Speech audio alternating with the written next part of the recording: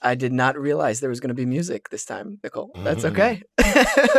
Good morning, Omar. Good morning. How you doing, Wesam? Dude, 105 episodes later, you're back. I know, man. Dude, I popped the cap on it, huh? I popped the cherry on this thing. That's dope, man.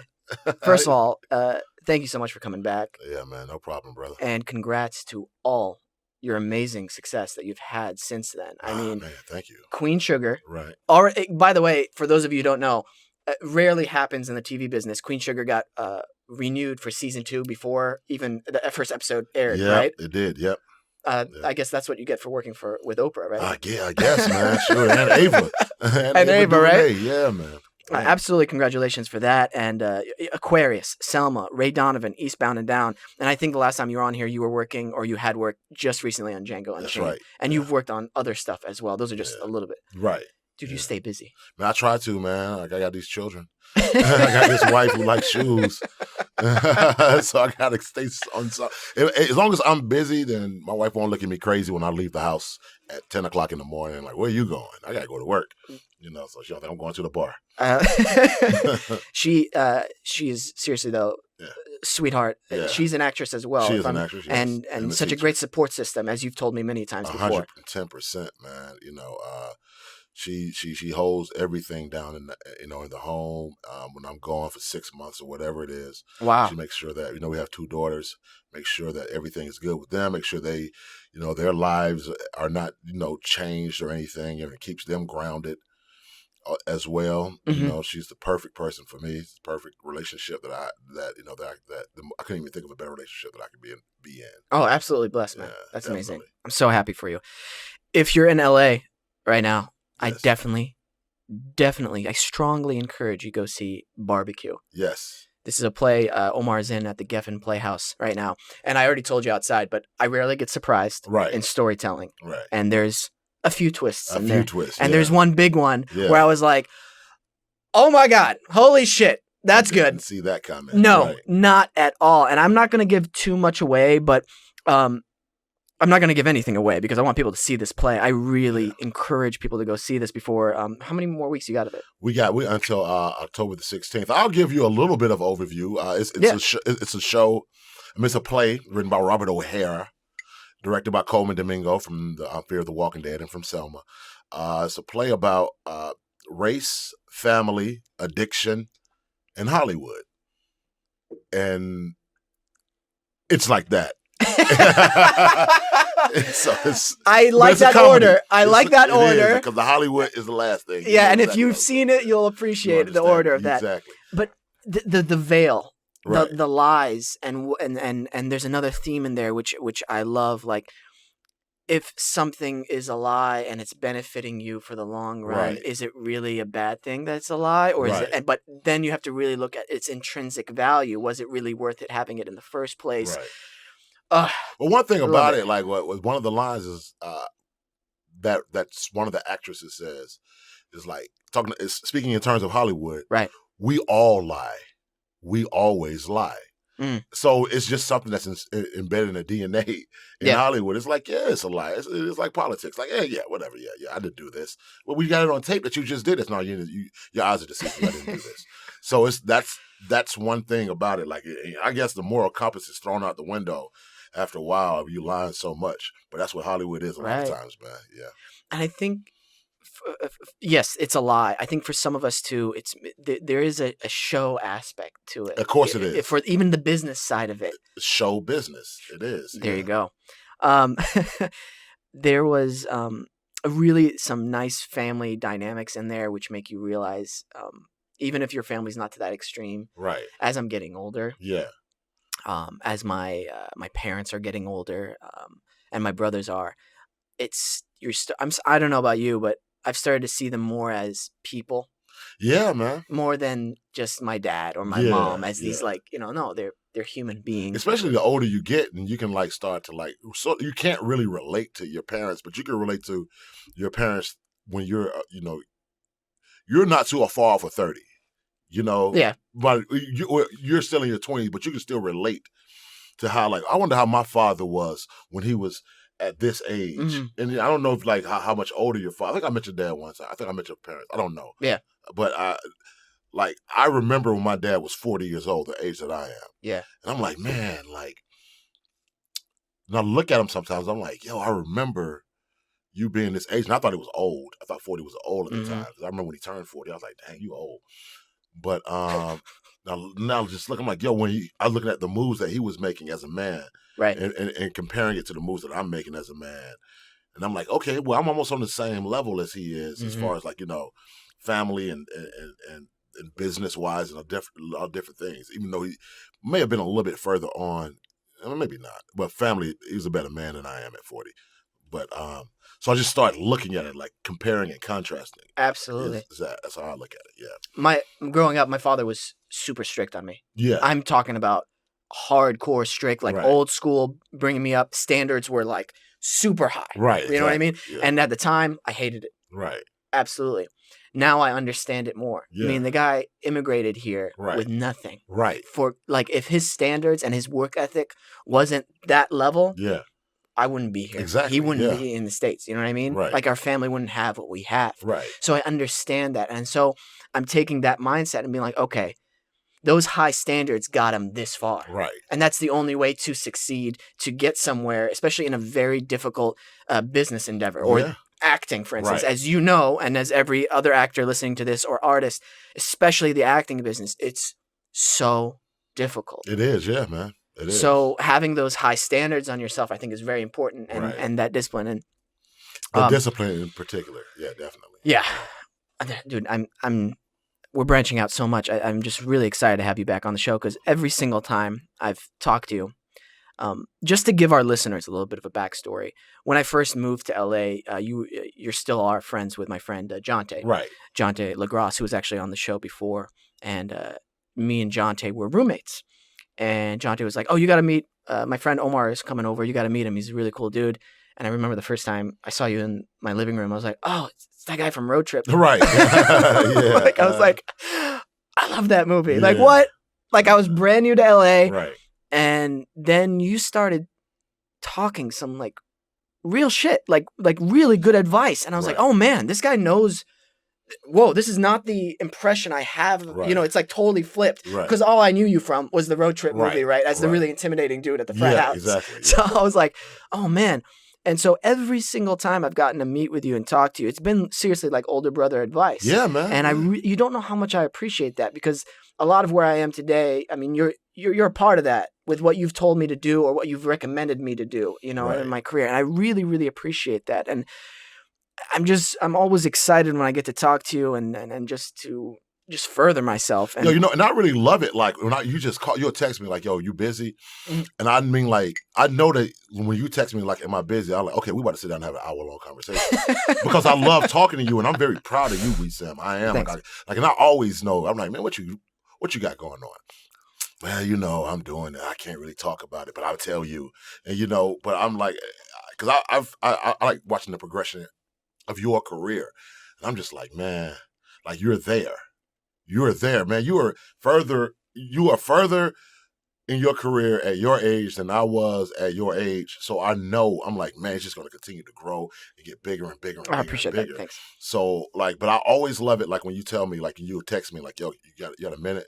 And then, like I said, inevitably become an hour, but I can continue to talk to you because you ask relevant questions. You ask, like, and now you're in the big boy league. Mm-hmm. So I'm like, yeah, we can really sit down and talk about, like, real stuff, not just about an audition. You're like, yo, it's 2 TV shows. Which one should I take? You know what I'm saying? And we'll do the pros and the cons of both.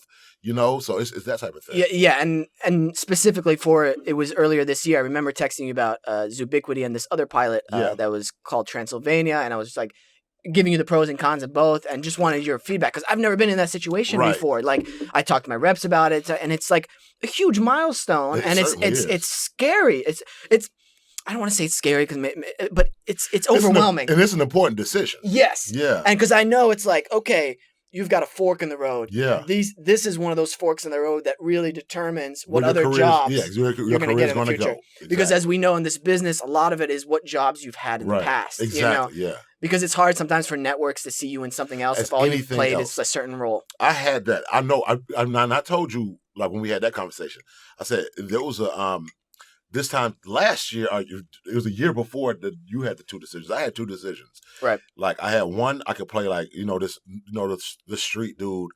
The other one, this is both series regulars.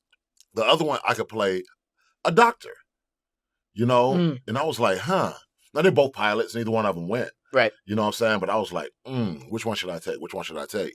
So well, I just did Ray Donovan. Everybody saw me play the tough, whatever. I said, let me do something sensitive, just to show another side of myself. Right. And then that's the one that's the one I ended up trying. That's the one I ended up ultimately going with. But because we have to make these decisions, you don't want to get pigeonholed. You don't want to get stereotyped and typecast for your whole life. You could be the funny, kitty type thing, or you can be, you're a grown man. You can go to take the next level to be, a grown up. I might have a baby face, but I'm still a grown man. Yeah. So these are the different types of, these are the forks in the road, as you said. That you have to start looking at. And that was a great conversation. And that's why I said I love talking to you about these things. I knew it was important because you had texted me before, and I was like, okay, I meant to hit Wesam back, but you know how to get busy. So then you text me right then. I called you right then and there. I appreciate that. And so then I know who I call whenever I need life advice or career advice. Is there somebody like that for you? There's a couple of people. I mean, I call my Dorian Missick, or I call Anthony Mackie, or I call Wendell Pierce. Mm-hmm. If I run into Sam Jackson, I'll talk to him about it. But these are the people, specifically Wendell Pierce, because he's one of his career is just so amazing, and like I want to do everything that he does. But he'll tell me, like, man, you're gonna be the same thing I'm telling you, like, yo, man, you're your age and you're so much further along. He tells me the same thing. He said, man, when I was your age, I wasn't where you are. I'm like, but shoot, you're bunk from the wire. You know what I'm saying? Like, what are you talking about? So, but he's a person, he's like a big brother to me. Right. I talked to Mackie about things because, we're peers. Come on, man, that dude is, what's his name? Falcon. Yeah. You know what I'm saying? But I'll talk to him about things, just about like business things and family things too. Yeah. When you're trying to decide on what you should you do this because it'll leave you in LA for 3 or 4 months, or should I go and do this project that'll take me to Atlanta for 2 or 3 months? So I got to take another, few months away from my family. So those are the type of conversations that I like to have with him. Absolutely. And Dorian, because me and Dorian grew up together, and he's actually the reason I am an actor, because he's the one who got me into it. And so as our careers are like parallel right now, right. So like we rely on each other a lot for a lot of decisions that we make, and a lot of the projects that we make. We have a film coming out called 9 Rides. It came out festival and won like a bunch of stuff with the 2 leads in it. Mm-hmm. So actually he's the lead. I'm just a second. I'm number 2 on the call sheet. It's a tour de force by him. Yeah. And I'm just sitting around watching him.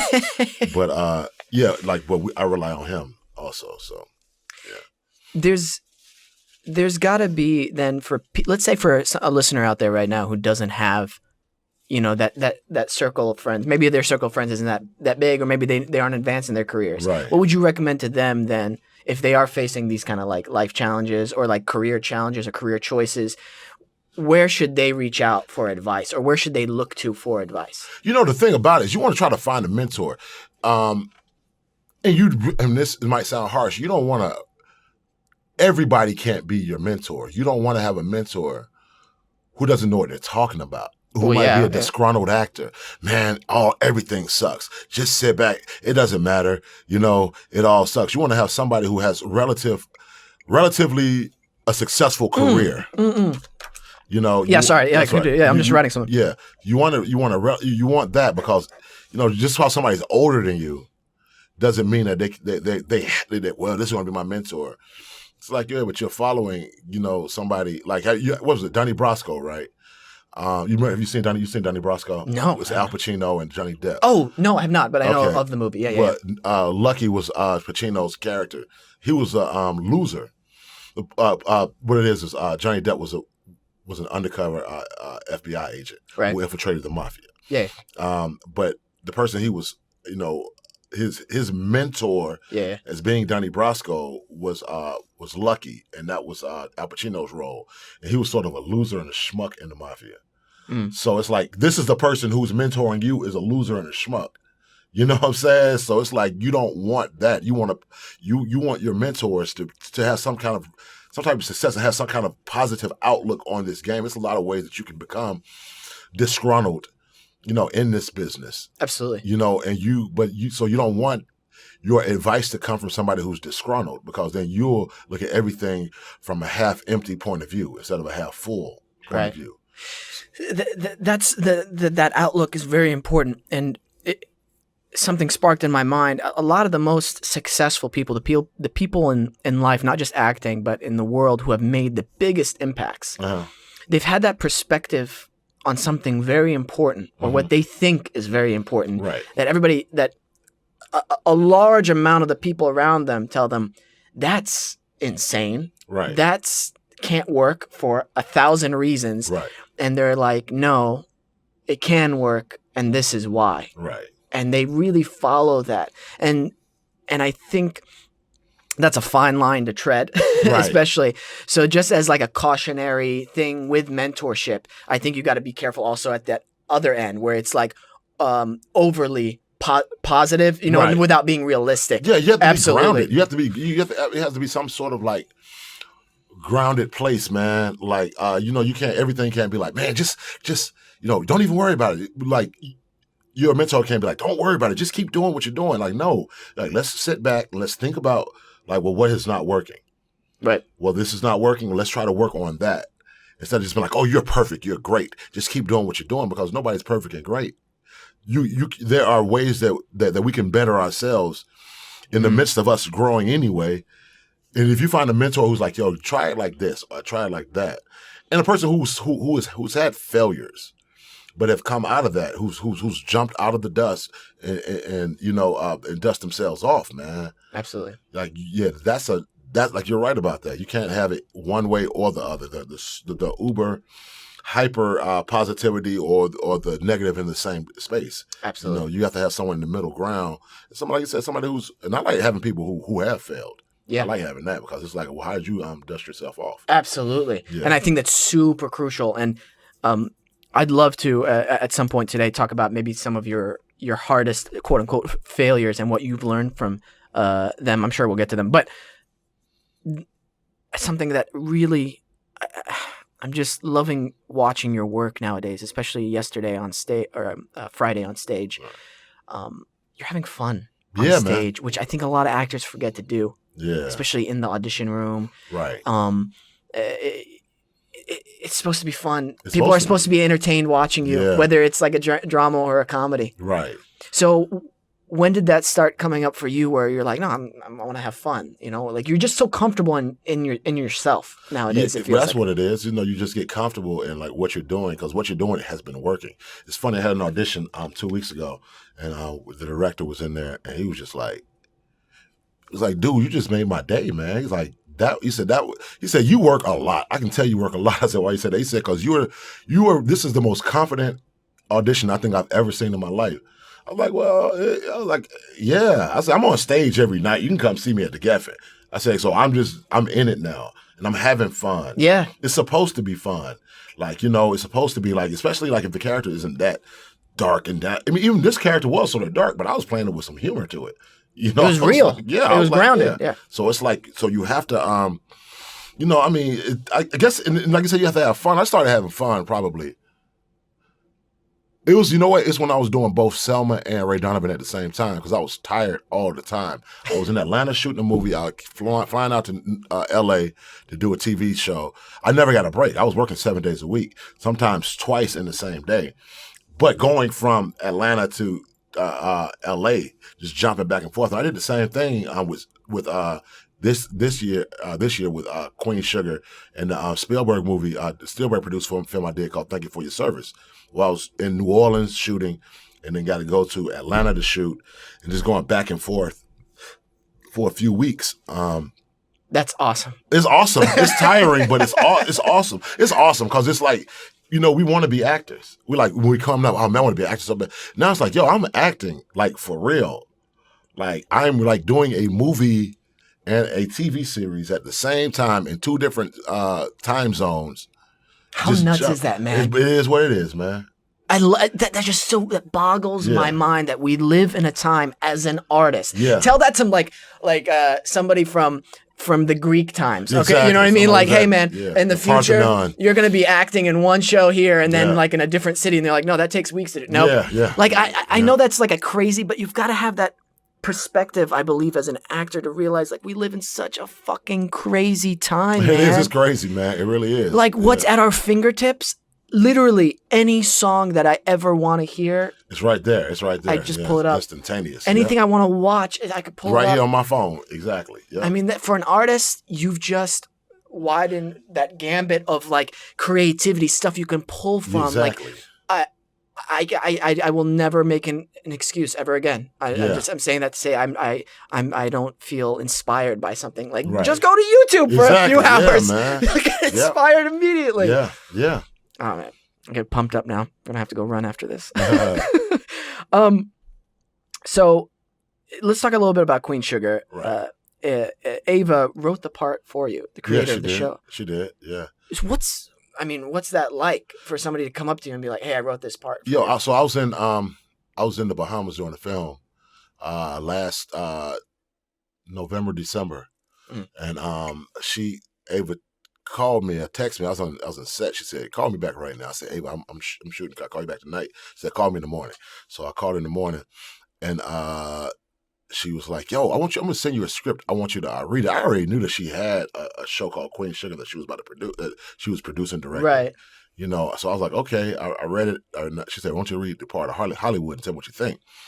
I read it. I was like, "Oh, this is awesome, man." I said, "This is really good. I love it." She was like, "Okay, cool. Well," I said, "Well, when do you want me to come in for it?" She said, "No, I want you to play this role." I was like, "Okay, cool." I mean, this is a series regular.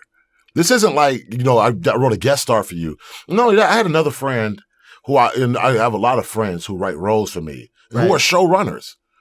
And they like, "I wrote this role for you." Then I have to come in and test for it, and they'll give it to somebody, and somebody else will get the role. They're like, "But I wrote it for you." I said, "I understand, but like, that's not how the business works. It's like, you write something for me, cool. You wrote it with my voice in mind. But like the studios or the networks or whatever have their own, way of looking at it. And sometimes they don't want to relinquish that power that quickly to anybody to be like, okay, you wrote this for him, you could just have it." But but Ava was like, "Look, I already talked to Oprah about it. It's cool." I was like, "Okay, cool." I'm not thinking anything about it.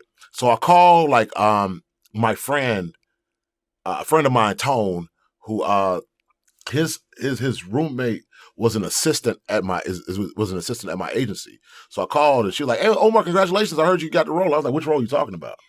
So I thought she was talking about the movie. I was like, "Guess what's up?" She's like, "No, the TV show." I was like, "What show? Queen Sugar?" She was like, "Yeah." She said, "Everybody in the office is talking about it right now." I was like, "Huh?" Like, I just got off the phone with Ava like 30 minutes ago. So yeah, she wrote the role for me, man, and like that's like the biggest thing, man. And I love her anyway. I told her, man, she like changed the trajectory of my career, period, when I did Selma. I could play I was playing, I did Ray Donovan playing a maniacal killer. I play him just a crazy, sociopath. And then 2 months later, Selma comes out and I'm playing a civil rights leader. So she changed the trajectory of my career with that. And then she wrote this role, which is such a beautiful part. It's so complicated and so complex for me because she thought she knew that I could do it. Yeah. And so yeah, man, we just everybody's so good crazy in that show. Like it's so good. Like everybody's just so grounded and real. Yeah. And it's I love that good TV is everywhere. It's good TV now, man. Yeah. No, television is better than film right now. I mean, it's just it is, man. It is. Yeah, it is. And I mean, I do way more movies than I do television. But it's like, man, like the stories that you can tell in 13 episodes or 22 or 10 episodes or 8 episodes or whatever. It's just it's vast. It's a whole world. We look at Queen Sugar. You look at it's as vast as the land that we own. We own, all these acres. And it's like the whole story is that big and sprawling just like that, man. So it doesn't have to just be concentrated on one person or 3 people. It's concentrated on 8 different lives. Yeah. Yeah. Absolutely, man. That's so amazing too, having somebody fight for you. Yeah, man. Somebody who believes in you. Yeah, who believes in you as well. Very lucky, very lucky. Now, earlier on in your career, it wasn't all, glitter and not at all. And roles being offered. No, it wasn't, man. I mean, you've switched reps quite a bit. I sure have. and I'll do it again. I'm not playing, man. I get people got to stay on their toes because I'm out here working, man. You know what I'm saying? That's what I mean. I'm out here and I'm trying to like do different things, man. Like, you know, I'll do it again, man. If I feel like I'll do it with anybody. If I feel like something is not right, then we're not vibing on the same level, man. Like, you know, because that person may have 1,000 people they're representing. I'm me. I'm the only person. You know what I'm saying? I got to feed my family. And I want my legacy in this career to be something. I don't want it just to be like a certain, he was really good at these type of parts, you know. So I'll do it in a minute, Wesam. I'll be like, I'm done. That to me is, it's self-empowering. Absolutely, for the actor out there, because I know a lot of actors are like, I haven't been out in 6 months, 7 months, and I'm like, oh, well, maybe you should switch reps. I mean, you don't have an agent. You know what I'm saying? What are you talking about? And of course, there's other factors that play into that. Like, are your headshots up to date? Are they really pitching you? People even know who you are. Yeah, exactly. Yeah. So there's a lot of factors, but I mean, if they're not working for you, there's that nervousness, like, I don't want to leave them. It's like, well, you're not going out either way. Right. And it's like breaking it down for them that way. And it's like that first step of really taking control of your own career. Yeah. That I think is scary for a lot of people. But now, this is actually a pretty good transition. You talked about your legacy. Yeah. So what are the most important things in your life right now? My family. Mm-hmm. I mean, my family. Everything it trickles down from there. You know what I'm saying? Like taking care of my family. You know, the well-being. I mean, the well-being is me taking care of my family. You know, making sure my daughter gets into college next year. Mm-hmm. Making sure my youngest is having is growing as a person, and she's in 7th grade this year. You know, making sure my wife is able to do whatever she wants to do, and like wherever her career takes her, I want to be there to support that. You know, and you know, being able to show my children, you know, my wife, whatever, cultural, you know, just have them be awakened culturally. You know, different countries, different, like, you know, places or, yes, you know, whatever. Like, want to be able to, like, I took my daughter to see Hamilton for her birthday. My oldest, you know, July the 6th is her birthday. Went to go see Hamilton on July the 7th because I was like, it's just, you know, it was a cultural phenomenon, and that's all everybody was talking about. So I said, I want you to see it with the original cast. You know, like everybody else can be like, well, I saw Hamilton at the Pantages or whatever. She saw it on Broadway at the Richard Rodgers Theater, you know. So like I wanted her to have that. Those experiences that she can, you know, that will never be taken away from her. Absolutely. That's something my dad and my mom really pushed on me growing up as well. Like, hey, go like learn all different types of religions. Yeah. Go. When I told them I want to go study in Europe, they were like, go. Yeah. Go, we'll pay for it. That's right. And then it was like, so like they wanted me to experience that, especially my dad, because he studied in Europe a little bit too. So he was like, yes, it will really enlighten you and really like just widen your perspective a little bit. And is where they'll make you a man. Yeah. So, and I think whether you're a woman as well, it'll just make you at the heart of it a decent person. Yeah. There's this book that I've started reading. It's called, for our Facebook viewers who are watching live right now, Shambhala, The Sacred Path of the Warrior. It's written by, I have no clue how to pronounce this, Chogyam Trungpa. You think that's close enough? Yeah. Okay. It talks about finding the basic goodness in ourselves, right, and putting that in the world around us, right. And it talks about living the life of a warrior, and it's applicable to modern times. Gotcha. It's applicable to creating a positive atmosphere for your work, grounding yourself, really doing some good things, and one of the chapters in here talks about living in the moment. And that's been resonating over the past, I don't know how many episodes we've done this podcast, probably the last 20, where it's like, you really got to live in the moment, especially as an actor when you're on stage. You can't be thinking about act 3 or you're done. Yeah. Or you're done. Yeah. Like, I don't know about you. Have you ever woken up on stage? Dude, no, listen. All right. So, no, I agree with you 100%. You always have to be in the, I mean, because it's honest. You know what I'm saying? That's our job, is to be in the moment. But you can, like, you know, freeze up. But like the opening night, I have these ribs I got to put on the grill, And the ribs weren't coming out the bag because they sprayed the bag with some kind of glycerin to make it look like it was barbecue sauce. So the ribs weren't coming out. I'm up here concentrating on the ribs and missed like 3 or 4, like they had 3 or 4 lines because it's such a fast pace. Yes. Bam, bam, bam, bam. If you miss it, you're out of it. And then it was quiet on stage. And I looked around. They're looking at me. Somebody else threw my line out. I was like, oh, shit. I just missed a line fucking with these ribs, man. You know what I'm saying? I was like, what is going on? So I was like, so I went off on the props. I was like, why would you put brand new wet, whatever? But it's on me. I should have been listening. But I was really concentrating on getting these ribs so it can happen. And you do I do sort of like blank out sometimes. Like let me get up. Like, what am I doing? That's why you blank out when somebody has a monologue. And you just looking down like, you have to be engaged. I wonder who won the game today. Yeah. Dude, so I got 2 stories for you. First time that's ever happened to me, and I was like, oh shit, I got to pay attention all the time. Doing the Laramie Project. You familiar with that play? Mm-hmm. It's a bunch of monologues. Yeah, I know. That's when you blank out. It's 3 hours of fucking monologues of everybody playing different characters. Great play, great message. But I was in the middle of one of my monologues. I don't know. I woke up. Yeah. Quote unquote, woke up. I don't remember if I'm in the beginning, the middle, or the end. Don't even remember what was the last line that came out of my mouth. And I'm like, I just felt sweat immediately, like out of every pore in my body. And I'm on stage and I'm just like, yeah. Like, and I'm like, for the love, please God, tell me what line. What and was I? Yeah. Yeah, and I just picked a line at the end and I finished. And I remember walking back to my chair and like just sweating in my chair because we all had to be on stage the whole time. Yeah.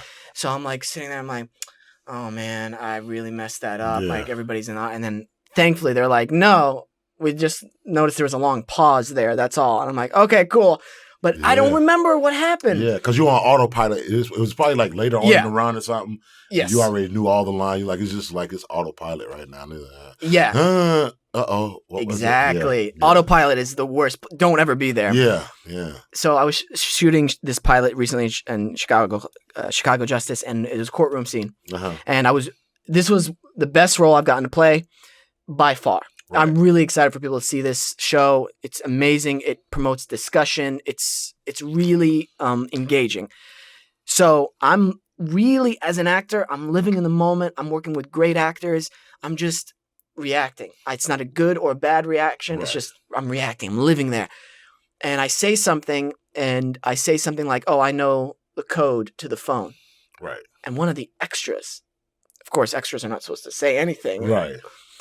He goes, oh, he knows the code in the middle of the shot. Yeah.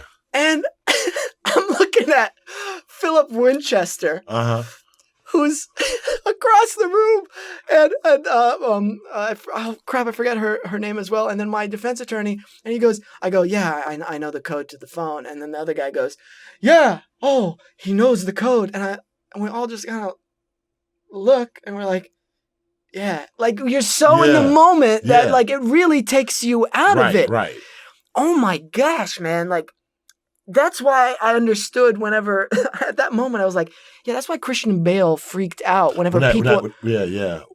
You don't really understand that until you're like, oh. Oh, I freaked out on somebody, man. Like when I was in the Bahamas, man, this dude was like, okay, I had a very emotional scene, right? I had an extremely emotional scene. I'm crying and all this shit. And I'm like just in myself, and I'm just like running these lines and getting myself centered at wherever I'm going to be at. And I'm like, to myself, and the damn boom operator, excuse me, man, can you move out the way? I was like, he pushed me out the way. I said, bro, man, don't ever put your hands on me, man. I just went off and I started yelling. Oh man! I started yelling. I was like, I hope they don't have that on tape, but it's good because I was in a place, right. So I had to get myself to that place where I'm cursing out. I'm not cursing out. I'm like going off on my best friend and just weeping and weeping and weeping, and then like, but I want to see how that scene looked because it's like, if you want to, you can't throw anybody off like no, that. It's a balancing act, and it's really hard to understand it from the actor's perspective unless you're there because you've got so many things you're trying to juggle, especially during an intense scene. And if somebody's like rattling something in the back because you're so in the moment, you're like, I would naturally look there. Yeah, exactly. That's what it is. It's like you can't really ignore. No, and if somebody's talking, you're like, why? Why are people? Like, so I understand that. Yeah. I went off on a tangent. Yeah. This book talks about living in the moment, right? And living like a really good life, and I definitely recommend it to anybody. It's a really easy read. What's it called? Shambhala, The Sacred Path of the Warrior, and the whole reason I brought it up was the journey. Right. And I'm getting older. My parents are getting older. Death has kind of been coming in and out, and it's kind of been foreshadowing in my life recently. And so I'm realizing I'm not going to finish or complete everything I want to do in this lifetime. As much as I'd like to do, I'm realizing, okay, there's probably going to be some stuff that I'm not going to be able to finish. That means you always have something to work toward. Thank you very much, man. Literally, that's exactly what I was about to say. Like, it keeps you on that path rather than just stopping. I was talking to Terry. You know my friend Terry Jingles? Oh, yeah. I just met with him for coffee like a few days ago. Okay, yeah. Oh, you did tell me that, yeah. So, we were talking. He just lost a friend. She committed suicide. Jeez. Bless her soul. But he said that he had a conversation with her 2 weeks ago. She said, I think I've done everything in this realm that I have to offer. And Terry was like, and we had a long conversation. It's like 2:00 this morning, man. And I was like, yeah. He said, man, if I feel like I'm telling all my friends, if you ever feel that way, sit down, talk to me. I said, well, not until I become the king of the earth. Well, I feel like I've accomplished everything I wanted to accomplish. I didn't say king of LA. I didn't say the king of the United States. I said the king of the earth. If I don't get there, then I don't think I've accomplished what I was out here to accomplish yet. Because I'm like, that's how high the goals are. And not even the king of the world, of the solar system and everything. So nothing will ever be accomplished. You know what I'm saying? Like you said, there are things that you're looking at mortality now. Yes. That's what you're looking at. But it's like, yo, man, but if you always have something to push, I always looked at myself. I was like, well, man, I want to be this actor. Well, this actor wants to be this actor. That actor wants to be this producer. This producer wants to be the president of the United States. The president of the United States wants to be this person. You know what I'm saying? So it's like, as big and as high as we might think, well, I want to be as big as Denzel Washington. You know what I'm saying? Denzel's probably like, I want to have the power of President Obama. You know what I'm saying? Like, so it doesn't I can't get to a specific place and say that I've made it. I never say that. People are like, man, you made it now. You made it. I was like, I haven't made it. Everybody doesn't know my name. You know what I'm saying? I say less than 1% of the population. I'll say probably 3% of the population even know my name. That's 97% in America. 97% of people in America they know who I am. They don't know my name. Yeah. You know what I'm saying? I'm not Tom Hanks. No, and there's a paradoxical opposite end of the spectrum to that, to this book as well. Letting go at the same time of things that you can't control. Exactly. So how do you? I mean, you're getting older. Yeah. And how have you learned to let go of certain things? Man, everything. I mean, I believe in the universe is everything happening for a reason. That might be a cop out, but I believe that, man. Like there was a role that I was up for, man, and I cried I've never cried that I didn't get a role, but I cried that I didn't get this role. It was for a show that just premiered 2 days ago, and it is awesome. But I was like, you know what? If I did that, I wouldn't be able to do Queen Sugar. And my wife always tells me, like, man, every time that you don't get a role that you want, something comes up right behind that was something that you were supposed to get, and that like raised your career even higher. So I'm like, I remember it was September the 1st, 2015, and I was like, man, dude, I didn't get this role. And like, man, I was just, I was crying. I was talking to the showrunner. He was crying because he wrote the role for me, same way that Ava did for Queen Sugar. But, we were crying and like, man, I don't know what what's I'm going to do. But then you just learn to let things go. I have an audition. I think I do good at all my auditions now because I prepare. I come in there with a character, and you love it or hate it. You're like, this dude has entertained me, and I've entertained myself. Wow. So what a great attitude. You just let it go. It's like, did you want it? Did you like it? It is what it is, Sometimes I get it, sometimes I don't. And that's like, You have to let it go. You have to. But it takes time, and you have to build up this veneer. You have to build up, this. You have to be beaten up and broken down so much. Your body has to be callous to a point where like nothing will break you anymore. So that's where I'm at with it right now. And it's like you let go, and what's meant for you is meant for you. Absolutely. And I think also something that plays into that is you've realized what's really important in your life. Exactly. Yeah. And what are the things you can control. Yeah. And like every audition you're going into, you just said it, you prep for it. You prep, yeah. You're going in there, you're having a good time. Yeah. Time. Yeah. Patience. Something I'm still working on. Yeah, that's fine. That's fine. I got a couple of grades. I'm getting wisdom now. So, so that's what it is. I don't know if you've seen the silver streaks in my hair. I'm getting way too many. Man, stop, Wesam. Oh, I'm being serious. Are you serious? If you start like combing through, you're like, oh shit. Yeah, really? Oh yeah. Oh man. I need to get some mousse, like dark brown coloring mousse that lasts for like 3 days. Yeah. Seriously, Omar, thank you so much for coming and sharing today on the show. You are, I really mean that. Like, you're an older brother with the way you've given advice to me, and I definitely consider you one of my mentors. And it's really an honor, like, to have you and come on the show and just, man, you be part of my life. Seriously, man. And like I said before, like in the beginning, man, I'm so proud of you, man. For real. Like, I love your work too. My wife, we sit back and watch it. We like, man, he's so good. Like, oh, thank you. So we do sit back and watch it. Like, man, Wesam is really good. What was the one that you did? Was it Touch? What was it? Was it Touch? It wasn't Touch, was it? No, what was it? The one was it Kiefer Sutherland? Oh yeah, Touch. Touch, yeah. And this was like a few years ago, and she was just like, God, he's so good, man. That was a while ago. That was like 3 years ago, 3 or 4 years ago. That's like, but then like, and we just see the progression all the time. Like we talking about Awkward, like Kofi, who was on the Queen Sugar. Yeah. So we used to watch Awkward. We watched it just for you. You know what I'm saying? For real. So, yeah, man. Thank you, man. I appreciate that. And you've got a few upcoming things coming out. Check out Queen Sugar. It's on. Oh, correct. OWN. Yeah. OWN, yeah. Network. Yeah. On the OWN network, and you've got Thank You for Your Service coming up. Yes. Keep an eye out for that. Cargo. Yes. Dog Eat Dog. Yep. You got so much stuff coming up. Yeah, man. Got to keep working, baby. Go see Barbecue at the Geffen. Yes. Seriously. We close on October the 16th. I don't know when this interview is. It Tuesday. This Tuesday. Right, so cool, they've got time to go see it. Excellent. Yeah. It airs the 4th. So yeah, you've got time. Go see it. I really recommend it. And if you know storytelling, you're going to be in for a surprise. Yeah. You have a Twitter at Omar Dorsey, right? Omar J. Dorsey. Or Omar J. Dorsey. Yeah. Great. Yeah. Big thanks to our Patreon sponsors. Thanks for coming in. Really appreciate it. Thanks to Hubert's Fine Lemonade. I killed mine. You see this guy? You said you were going to save it. I did say I was going to say there's another one out there. I've already peeped that. And just to let our listeners know, we're going on a little bit of a hiatus, and we will be back with more episodes soon. You have 105 episodes to re-listen to with countless. I mean, that's over 105 hours of entertainment, advice, motivation, and positivity for you guys. I really appreciate you guys listening to the show.